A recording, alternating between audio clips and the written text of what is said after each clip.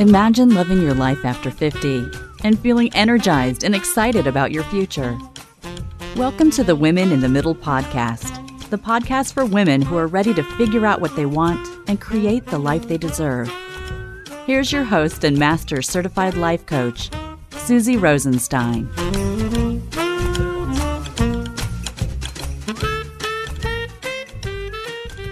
Hey there, welcome back to the podcast, Women in the Middle. I'm your host, Susie Rosenstein, your master certified coach and midlife mentor. And once again, I'm so glad to be here with you for this week's episode, which is all about why you need to get over feeling stuck in midlife. Now, before we dive in, I want to give a special shout out to you if you're a new listener. Welcome to the Women in the Middle podcast. I want you to feel the virtual welcome mat being rolled out for you to come into my world and know that you belong here. You're home. It can be so tough to go through midlife muck alone or to even think you're alone, but you're not. That's what I know for sure. I'm not alone. You're not alone. And we have this weird little slice of the podcast universe to call our own. So I just had the most delightful conversation in my free group, Women in the Middle community. Now, if you're not in there yet, why not? Why not? Head over to www.facebook.com/groups/Women in the Middle community. So this woman is new to the podcast and she's loving it and was so happy to find a place where she felt at home, even in her mind. And I hear this over and over, that the knowledge that you're not alone is just unbelievably confirming. Would you agree with that? Well, then she said something that has me grinning ear to ear. She said that my podcast was balm for the soul. Oh my God. I had never heard that phrase before. I melted though because it sounded so helpful and so sweet. So I looked it up, balm for the soul. And this is what it means. That it makes you feel better, that it's approval. It's the place to have that kind of feeling, balm to the soul. Comfort, support, relief, cheer, that sort of thing. Wow. This is exactly what I was hoping for when I thought about creating this podcast. There is just so much fear and confusion out there in our midlife community. And boy, do those emotions get in the way big time. And I wanted to do something about it. I believe that women over 50 need to look forward, not grieve the past. We need to smile at our future rather than have a furrowed brow. No one likes that 11 wrinkle that pops up when we have a furrowed brow between our eyebrows, that 11. Now, I only have a 1. Mine's kind of lopsided. But the thing is that when we smile at our future rather than have a furrowed brow, we're happy rather than sad. We need to think about what we can do instead of what we're running out of time to do. We need to recognize that we're older and wiser, not just older. So I'm on a mission. Call me crazy, but I want to find the amazing women in the middle who need to hear this message. And I have to say, I feel a little compelled and I get excited about it. How many of us do you think there are? Seriously, where are they hiding? I got to find them. I spend a lot of time and money thinking about where they are and how to reach them. In fact, it's kind of a miracle that you're listening to this right now. I found you. It worked. Now I'm all in. I'm here to help. That is for sure. Learning how to think on purpose has changed my life, and it can totally change yours too. So on that beautiful note, let's dive in. Today's topic is about why you need to get over being stuck. If you don't have a compelling why, I'm going to give you one to consider because being stuck can be so freaking painful. And it's such a boring and repetitive drag. It's kind of like there's a fork in the road and you're stuck right at that juncture, right at the base of the big V. Go left, it's more of the same, but it's safe and comfortable in a weird way. Go right and you're unstuck and on your way. Now, I know this might sound weird, but being stuck is a choice.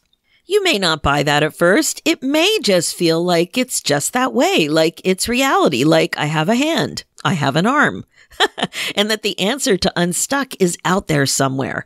You know, out there. I always look up and to the right when I'm thinking about where the answers might be. So right now I'm at my desk. So up and to the right is out my window, looking into the backyard, and I see my bird bath with my solar fountain, which I love, and the ravine. And that's where the answers must be. Or to you, it might feel like a feeling, like an emotional stuckness. The thing is that you know that your thoughts create your feelings. And if you don't know that, please consider that. Your thoughts create your feelings. The bottom line is that stuck is a thought. I'm stuck is an optional way to think about where you're at. There's a million other ways to think about it, but the story you're telling yourself is that you're stuck, like it's part of your body. Like I said, it's just the way it is. So I want to tell you a bit about what happened to me when I was stuck in a big way. And I've mentioned this before in the podcast, but I'm going to add a bit more detail this time to give you some more context and understanding about why it's so important to get over yourself, about the way you tell your own personal stuck story. For me, it was 2013. I was turning 50 that year. And I was also in the year, I was in like year 5 of a 5-year stint of being stuck. At that time, I had no perspective. I didn't know about coaching. I didn't know about thought work. I didn't understand that I was dealing with the same stuckness for 5 years. I had no clue that fear was a big part of what I was experiencing. I talked about being stuck like it was part of who I was at that time. I had no idea how to help myself. I didn't know how to think on purpose. So remember, that was a few years ago. That was 2013, and I was on the brink of turning 50, like I mentioned. And I know that I had been stuck for the 5 years leading up to that point. I was in my long-term job. I started to feel stuck in year 14 of the 19 years that I was there. Yes, that's 5 years.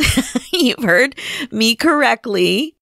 And that is 260 weeks, or 1,820 days, or to be even more precise, about 43,680 hours, including sleep.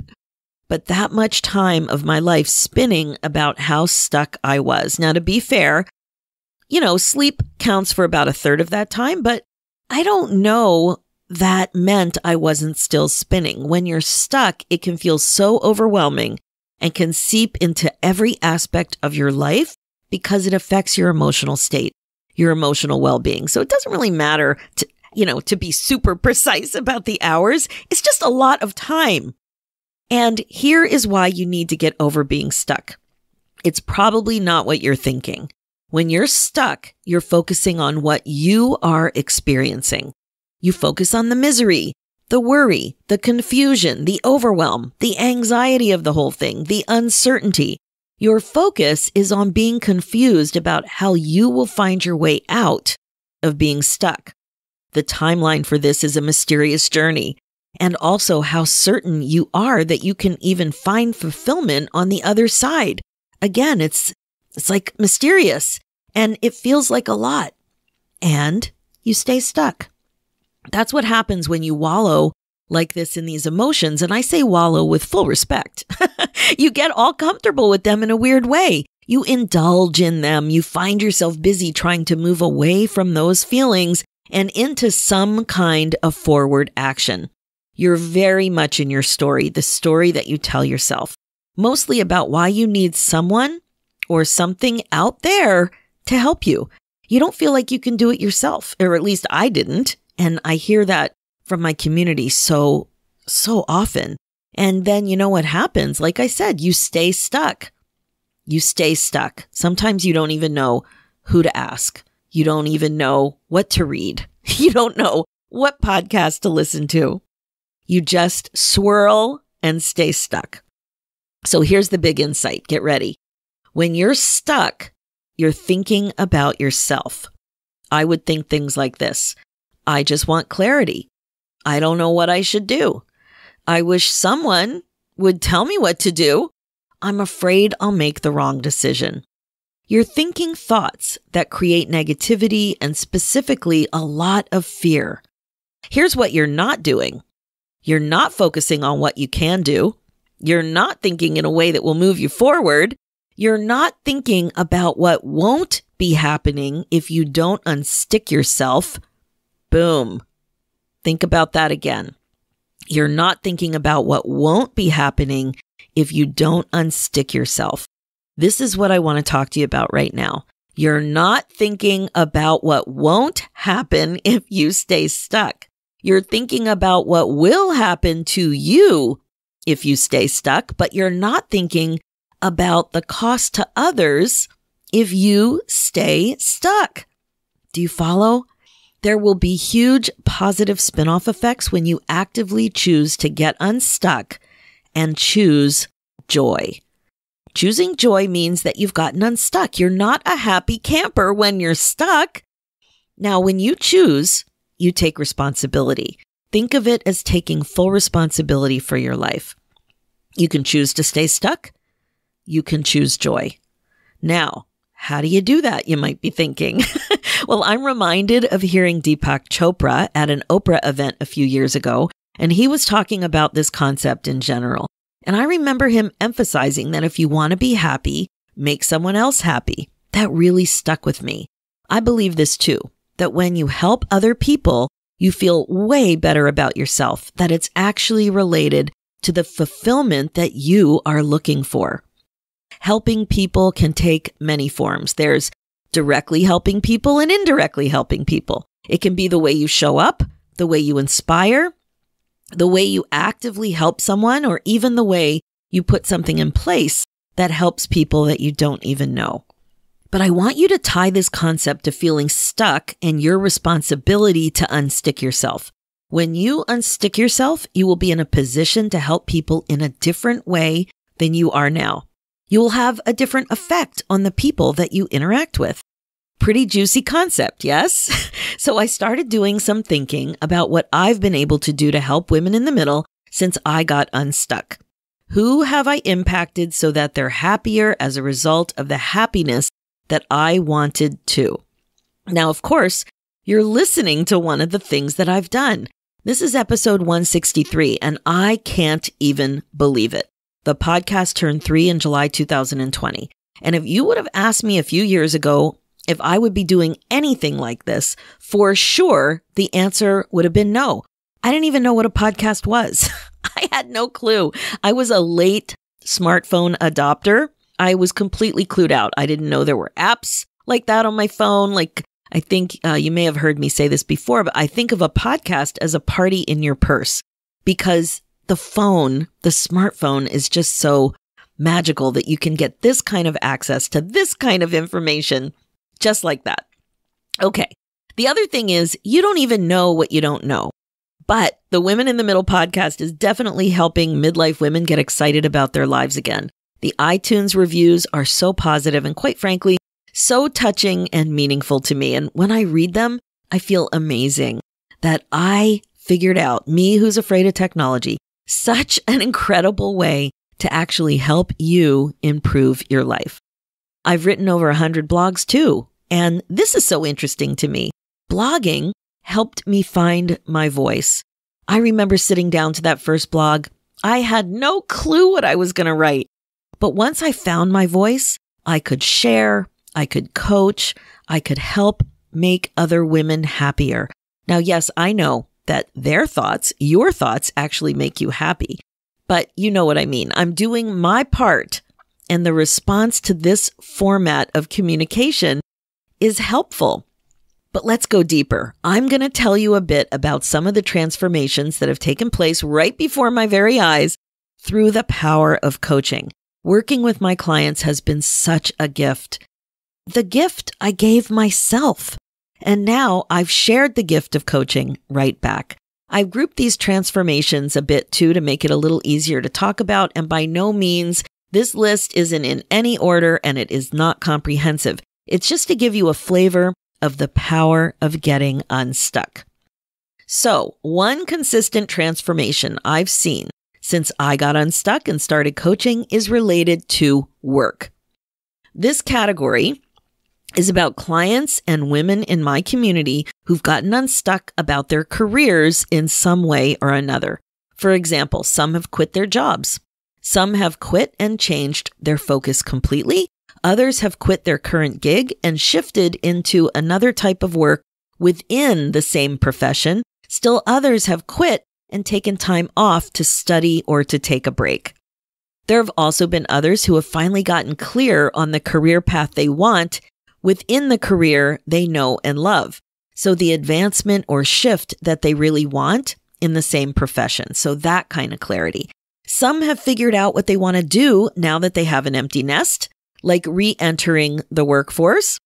Still others have focused on getting clear about when they want to retire and what the path toward retirement, toward that goal, looks like. And then there's this interesting work theme too. Several clients are now professional artists in a bigger way. And what I mean is they've stepped into their identities as professional artists. In this particular case, owning your identity as an artist isn't always easy. Many struggle with it for decades. But these women figured out what they wanted and made it happen. And then there have been clients who finally launched coaching businesses or other entrepreneurial businesses too. There were all kinds of things getting in their way, like their thoughts, and they figured it out and away they went. I've also had clients who have worked on or busted through some key money mindset blocks that were totally getting in the way of propelling their businesses forward to a whole other financial level. So much fun. All right, the next one. Another consistent transformation I've seen since I got unstuck and started coaching is related to relocating and moving.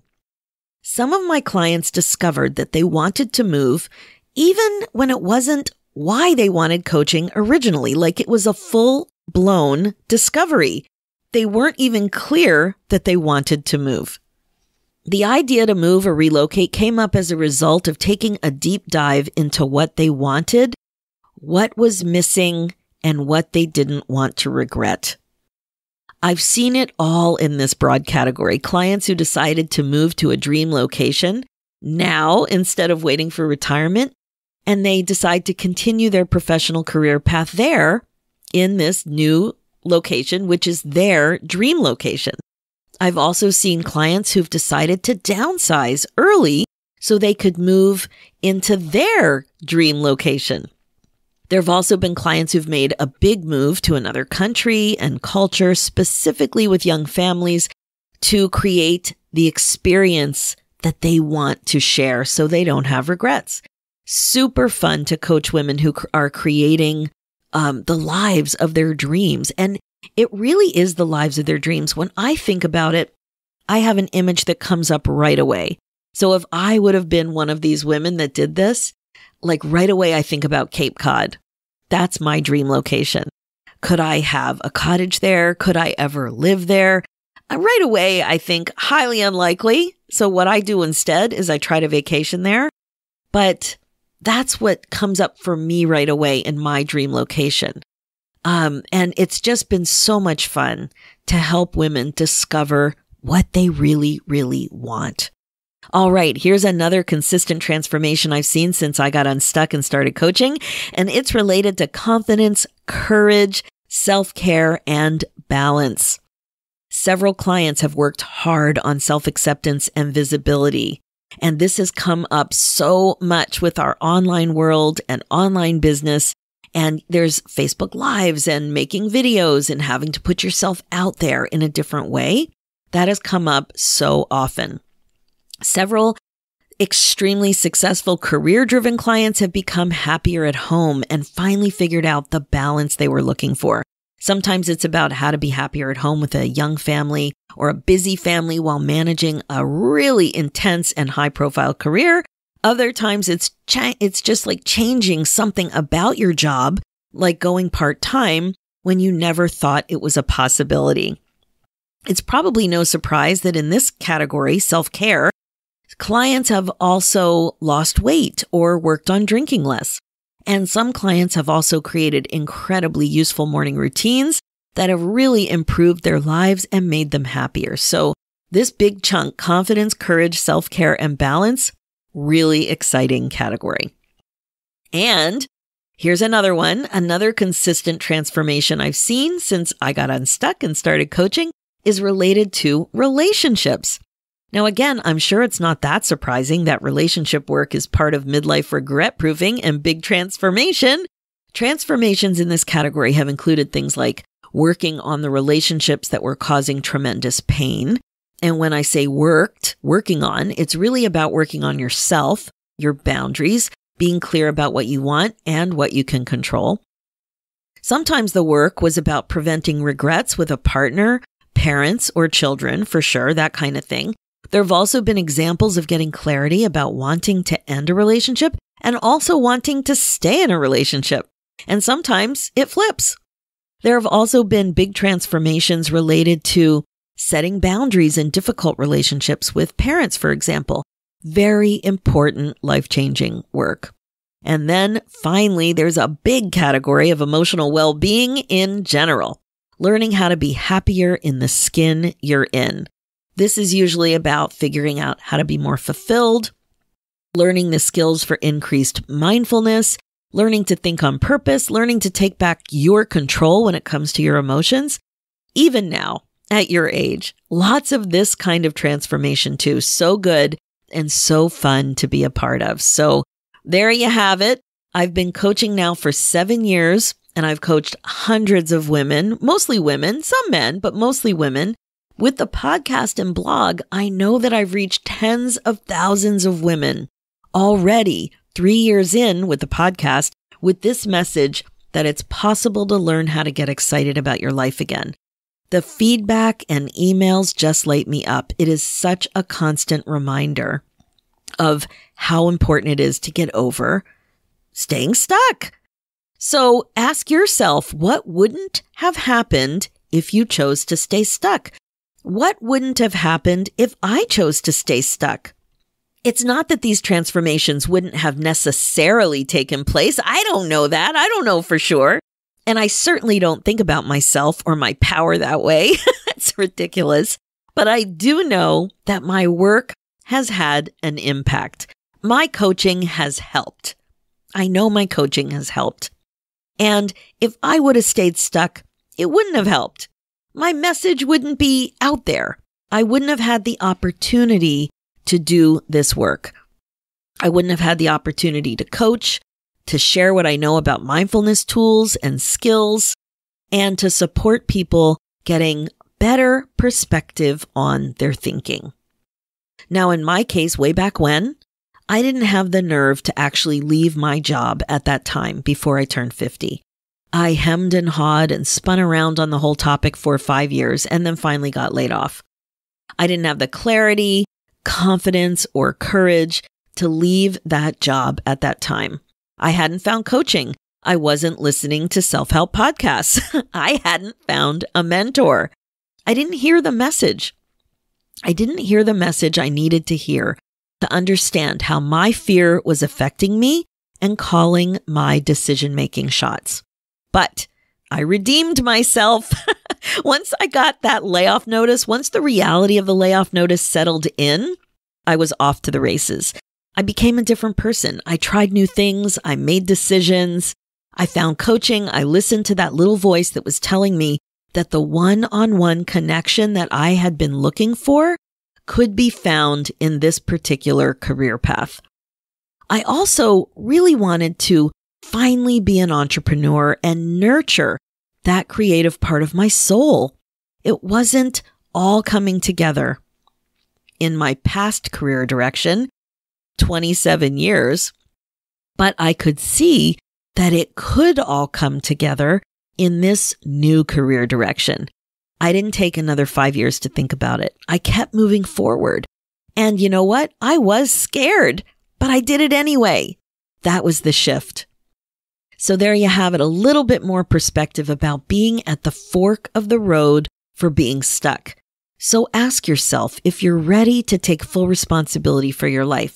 Ask yourself if you're ready to choose joy. Ask yourself if you're ready to get out of your own way. And ask yourself to start to imagine what won't happen if you stay stuck right where you are. What won't happen for you and what won't happen in the universe. What won't happen out there.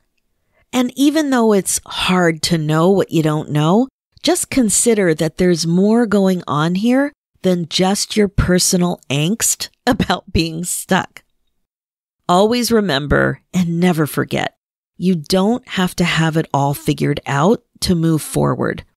Just taking the next step is usually enough to unstick yourself and get out of your own way. All right, my friend, that's it for today's episode. My focus as a midlife coach is to help you waste less time spinning and feeling stuck. It's time to get excited about your life again. Remember, being the queen of your brain domain is the best way to be. Check out the show notes with more information and links at SusieRosenstein.com. Download my free guide, 9 Secrets to Get Unstuck in Your 50s at SusieRosenstein.com/9 secrets. And if you want to connect more with me in the future, join the free Women in the Middle Community Facebook group where we continue the podcast conversation. Head over to Facebook.com/groups/Women in the Middle Community. And if you're ready to finally put yourself first, you can become a first lady. Join my new midlife membership, the Finally First Club. It's an upbeat virtual community for midlife women just like you who want to stop feeling stuck and confused and finally start making the changes you want in your next chapter. The clarity, courage, and connection that you're looking for is only one click away. So join us there. We're waiting for you. Head over to www.IamFinallyFirst.com. Let's do this, ladies. It's time for you to put yourself first, one thought at a time. Thanks so much for listening, and I'll talk to you next week.